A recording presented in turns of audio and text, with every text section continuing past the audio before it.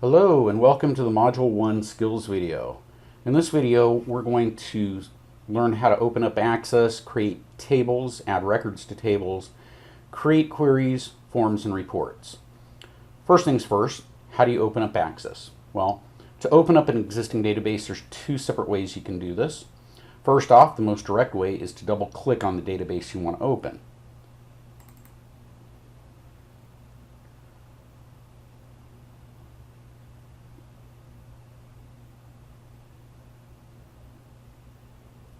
When you first open up an Access database, you will be presented with a security warning up on top and just telling you that some active content has been disabled. What this is Access can contain macros or Visual Basic for application program code. And some of that, it could be malicious, but we trust 99% of the databases out there. So you want to click Enable Content so you will be able to get to the database and all forms, reports, and so forth to it. So that's one way of opening up Access. The second way is opening it up through Access the application. So I have an Access icon on my toolbar, and if I click it, it will open up Access as an application in what's called the Backstage view. And from this view you can either create a database or you can open up an existing database file. So to open up an existing database file, the ones that you have opened recently will show here in this menu. If it doesn't, you can select Open Other Files and then select Browse to browse to that particular database.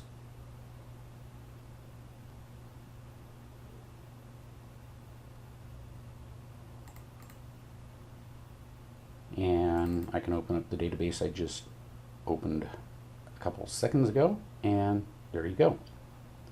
So that's how you open up Access. Let's see how we go about creating a new Access database.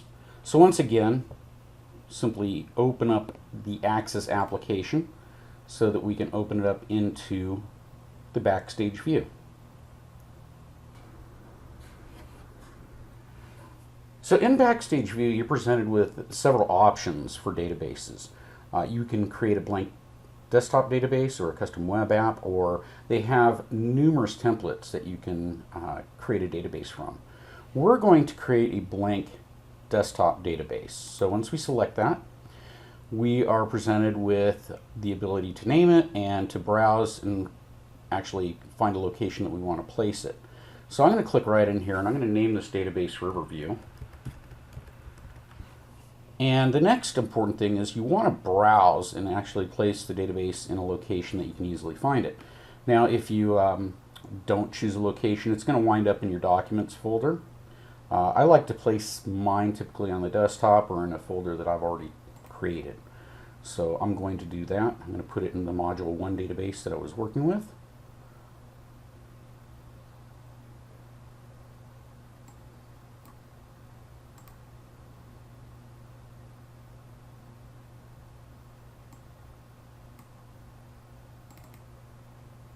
And once I click OK, now it has a location set. It still hasn't been created yet because we need to press the Create button. And when Access opens up a new database, its default view will be in a new table. And that's because there are no objects in the database yet, and as discussed in the Concepts video, tables are the foundational objects in Access. To enter in a record, simply click in the field that you want to start with. In this case, visit ID would make sense because that's the first field in the table. So I'm going to type in my values, 1072.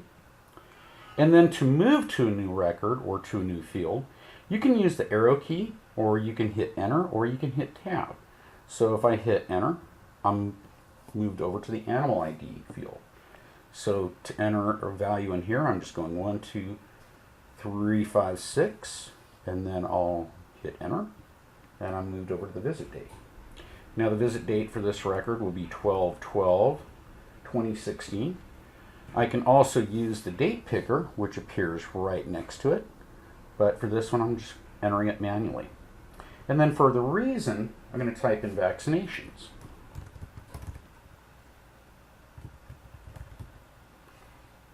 And then for the off-site, I'm going to say that yes, this was an offsite. So to do a check mark into a table, I can either position my mouse pointer over it and click, or I can hit the space bar, and that will add a check mark into the box. So again, we talked about saving objects and saving records. You notice as I was entering in data into the fields, we have this little pencil icon showing over to the far left. This indicates that a record is being modified, and it is, in database terms, dirty. It's a dirty record. The changes have not been saved to it. To save the changes to this record, all I need to do is move to the next record. So if I hit Tab, I'll move to the next record, and you'll notice the pencil icon is gone at that point. So that's one way that you can save a record. The next way that you can save it is by actually closing the table. So if I go in here, and if I change this, and now I'm starting to work on it, you notice the pencil icon comes up. If I change it to 5.5, and then I close my table, if I go back and reopen it, you'll notice that since I closed the table, the change was saved. So I'm going to go back here, I'm going to change it back to what it should be, and now move over to the next record and enter in the subsequent records for this particular table. So now I've entered in a total of 9 records. A couple other things about tables before we move on is down at the bottom we have what are called record selectors and navigation buttons. And what they allow you to do is to navigate specific records within the table. As the table grows very large and has hundreds of records, it becomes a very efficient way of moving about a table and finding a specific record. The buttons here, again, a single arrow will mean that it's going to move to the next record. If you have the arrow with the little, what I used to call, with cassettes, you could go to the very end. And then there's an arrow with a splotch here, little asterisks, and that will put you on a blank record. The other thing about a table too, you'll notice the visit IDs. This is our primary key, but you'll notice that the numbers are out of sequence. They're not in a sorted order. So when you actually close a table and then reopen it, tables are automatically sorted on their primary key. So I've entered in the records here, and if I go about closing it, it will open up with those primary keys sorted in order. So you notice before how it was kind of mixed up. Now the visit IDs are sorted in what's called ascending order, from smallest to largest. The other thing you can do with a table is in datasheet view, where you cannot see the entire value in a field. If you position your mouse pointer between it and the next field until you get that double arrow and double click it, it will resize the field to best fit. Now if you want to resize all the fields, what you can do is select or click on the table selector, which is this little button here in the far corner, so that everything is highlighted, and just select any one of those fields, position your mouse pointer between them to get that double arrow and double click, and then the entire, all of the columns in that table will be resized for best fit. We can also copy in records from another table in an Access database. So with our visit table right now, I've added a couple more records. Again, it's sorted by visit ID, but there are many more records sitting in another database in a table that I want to copy and paste into this table. So I'm going to maneuver over to my Kimberly database and open it up. And once again, I get the enable content security warning. So I'll enable the content.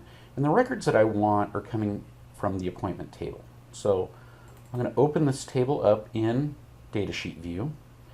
And to select every record in the table, again, I want to select or click on the table selector. And that will get every single row there. Now to copy it, well, I can click copy. Control C and Control V are the ways that I normally copy and paste items, but I'll, in the video, copy it this way.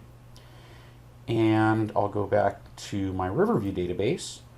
Now to paste those records in, what I'm going to do is position my arrow on the record below the very last one. So then it highlights the entire row. And from here, I'm going to paste. And whenever you do an action to a table where you're copying, pasting, deleting records, Access is going to give you a confirmation message. So it's telling me I'm about to paste 65 records. Are you sure? I'll click yes, and now those records are within the table. So again, we can enter data manually. We can also copy and paste data from another table into an existing table in a database. Now the caveat with that is the data that you're pasting has got to be obviously the same number of columns and the same data type. So tables contain the data. Queries will ask questions of that data. So let's see how we can go about creating a new simple query. So I'm done with the visit table for now. I'm going to close this. And whenever we create an object in Access, you're going to want to click on the Create tab. So here under Create, we have two options under Queries. We have Query Design and Query Wizard. So we're going to create a simple query using the Query Wizard. So once we click on Query Wizard, we have four options here. We want to select Simple Query Wizard. So we click OK. Now our database only has one table, so we're going to use the visit table. And with the visit table, we can select specific field. For this one, I'm going to take visit ID, animal ID, visit date, reason, and offsite.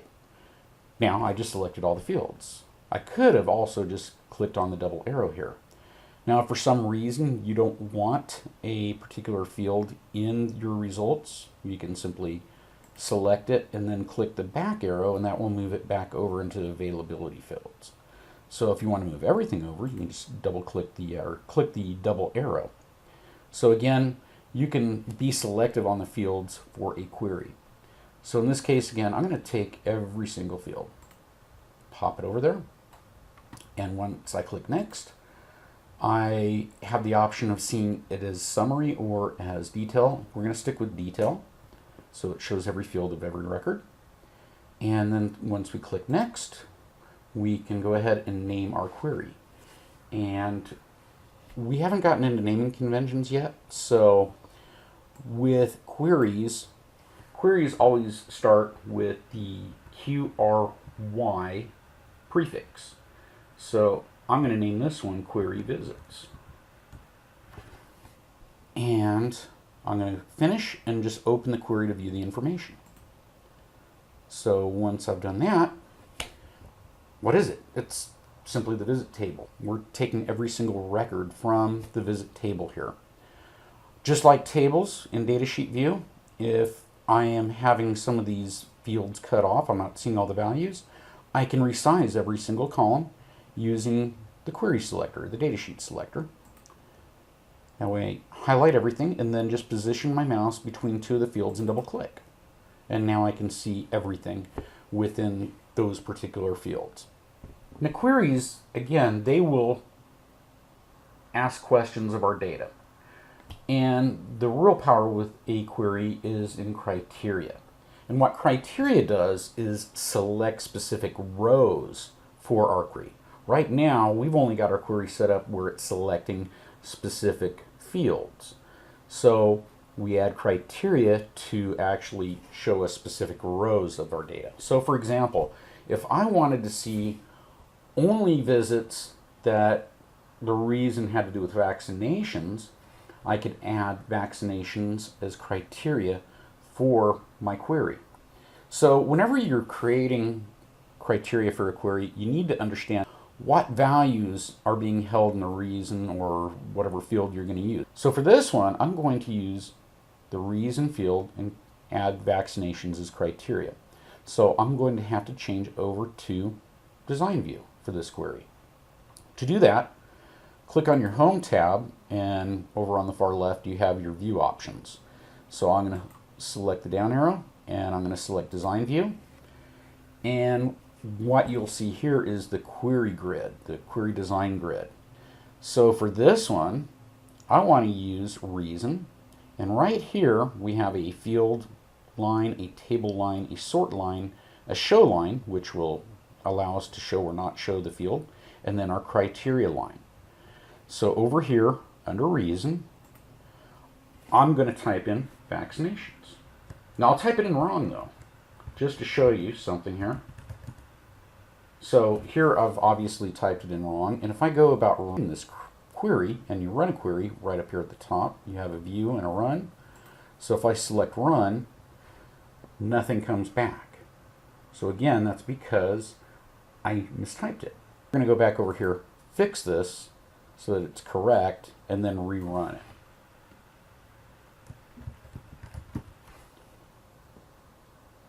So I rerun it again with the correct typing, and now instead of getting back every single record in the table, I'm only returning records where the reason is vaccinations. And again, this is where the query is most powerful, when you utilize criteria. And we'll be doing a lot of that in modules 3 and 5. So that's how we create a simple query. Let's see how we go about creating a simple form. So I'm going to close and save my changes to this one. And now, if I want to create a form, what's considered a one-button form, I just simply need to choose what record source I want to use. Now with forms, you can use either queries or tables as record sources. I'm going to use the visit table for this. And once again, to create anything, any object in Access, we want to click on the Create tab. And then if I come over here into the Forms group, the very first option is a one-button form. So once I click it, Access automatically creates a form for me that's based on the visit table. So here I have a visit form, and it has every single field from the visit table. So if I want to resize fields, I can just select over at the far left hand or right hand side, and then I can just move my fields in, and now it's showing things a little bit tighter there. So that's how you create a one-button form. Last thing we can do is create a one-button report. So I'm going to close my visit form, and I'll save my changes, and I'll just leave it set as visit. Click OK. And once again, if I want to create a report, and reports, again, they can be created based on a table or a query. Typically with a report, it's going to be based on a query. So I'm going to select a query for this record source. And once again, I'm going to come over here to the Create button. And over here in the Reports group, the very first button that I have is a one-button report. So I click it, and Access automatically creates a report for me. Now, when you create a report like this, you have to watch the margins. So over here on the far right-hand side, and left and top, I can actually see how this report will print out. And as you can see, there is what I call spillage. I have some fields that are spilling over, so if I were to actually see this printed out, this would be on one page, this would be on a second page, so no bueno. We need to fix this kind of thing. So the easiest way to do this is right now we're in what's called Layout View. And in Layout View, this allows us to see the data and actually make modifications to the report. So the first thing I'd want to do is select my visit ID and just move it over a little bit. And then I could do the same with my animal ID, move it over a little bit. And now you can see everything fits within the report. The thing you have to watch out for though is Access will automatically place in dates and times, and at the bottom it'll put in a page number, and that won't move. So we actually have to highlight the page number, and I just use my arrow keys and just arrow it over until it is fitting within the page itself. Access also creates a total column for you, and we'll get more into reports later in the semester, but just know what it's doing here is just giving you a record count for the report. With reports, you can see them in specific views. So with reports, you can see it in report view, which just gives you not a print preview type of look, but how the report basically looks. Again, we're in layout view now, so in this view we can actually make changes to the report while still seeing the data. Print preview is very important because in print preview you're able to see how it actually print out. So again, where we have that spillage over here In print preview, it'd become very obvious because page 2, you'd see just a little nub over here showing offsite checkboxes. So print preview would look something like this. Down here, it has navigation buttons too, so you can go to the next page, and you can see that again, there's no spillage. It's just showing the records on a single page. So I'm going to close out of that, and I'm going to go ahead and save my report and click yes, and I'll just call this report visits. So now over here on the far left hand side, this is called the navigation pane, and in the navigation pane you're able to see all of the objects within the database. So right now this database has 4 objects. It has a visit table, it has a query visits, has a visit form, and it has a report called visits. Now in here we can make, sort things different ways. We can sort it by tables and related views, and what that'll do is just place everything under the visit table category. Personally, I like to see it grouped by object type. It's easier to work with if you can just see the tables together, the queries together, the forms together, and so forth. One last thing, we talked about the database file extensions. So here, this is the Riverview database. It's sitting on my desktop. And I'm going to close this out for a second, go back and reopen this. So once I've opened it,